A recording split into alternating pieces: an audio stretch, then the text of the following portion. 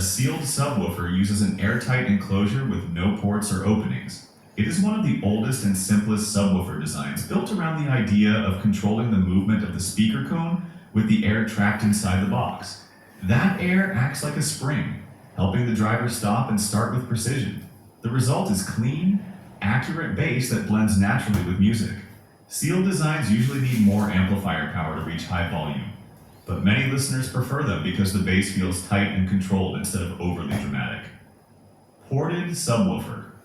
A ported subwoofer adds a carefully tuned vent, often called a bass reflex port, to the enclosure. Instead of relying only on the speaker cone, the air moving through the port helps produce extra low frequency output. This design became popular because it delivers more bass with the same amplifier power. Ported subwoofers can play louder and reach deeper frequencies than many sealed models, making them a common choice for home theaters and car audio systems. The trade-off is that they can sound less precise if the enclosure is not designed correctly. Passive radiator subwoofer. A passive radiator subwoofer replaces the traditional port with a second cone that has no voice coil or magnet. This extra cone moves only because of the air pressure created by the power driver. Engineers developed this design to achieve the benefits of a ported enclosure without the noise that ports can create at high volume. It is especially useful in compact speakers where there is not enough room for a long bass port. The result is deep bass from a relatively small enclosure while keeping unwanted air turbulence under control. Bandpass subwoofer. A bandpass subwoofer places the driver inside one or sometimes two enclosed chambers, with the sound leaving the box through a tuned port. Because of this arrangement, the subwoofer is designed to perform best within a specific range of frequencies. Bandpass systems can produce very strong bass around their tuned frequency, making them popular in custom car audio builds where maximum impact is the goal. Outside that range, however, performance drops quickly, so they are less versatile than sealed or ported designs. Infinite baffle subwoofer. An infinite baffle subwoofer uses a large barrier, such as the wall between a car's trunk and cabin, or even part of a home structure, instead of a conventional enclosure. The idea is to keep the sound from the front and back of the speaker separate so they do not cancel each other out. Because there is no small box restricting the driver, the bass can sound very natural and effortless.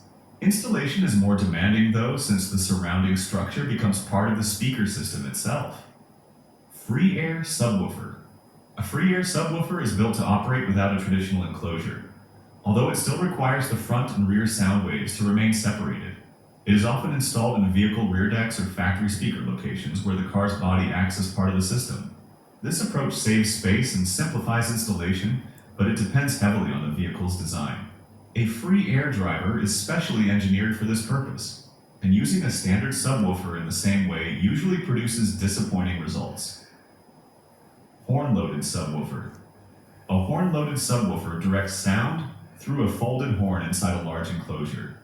Rather than relying only on the speaker cone, the horn gradually matches the movement of the driver to the surrounding air, making the system much more efficient.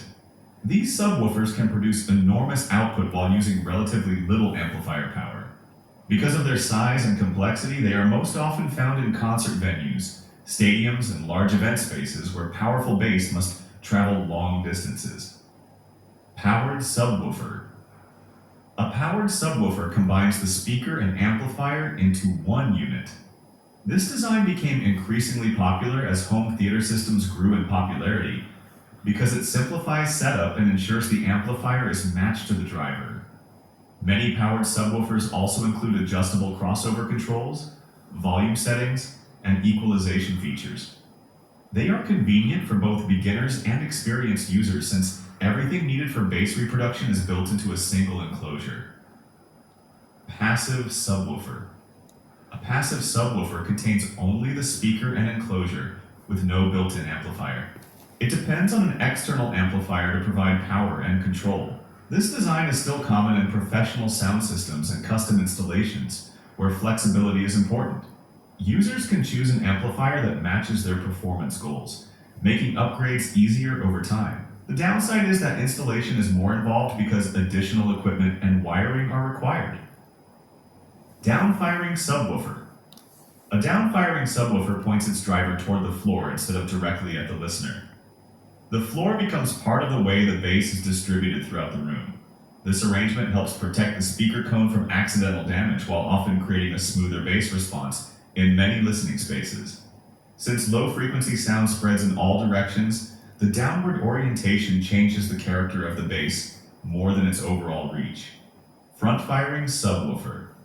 A front-firing subwoofer places the driver so it faces directly into the room. This is one of the most common layouts because it is simple to position and works well in a wide range of environments. Many listeners find it easier to predict how the bass will interact with the room, making placement adjustments more straightforward. Whether the enclosure is sealed, ported, or another design, the front-facing orientation remains a practical and widely used choice. Dynamic speaker. This is the speaker most people have heard at some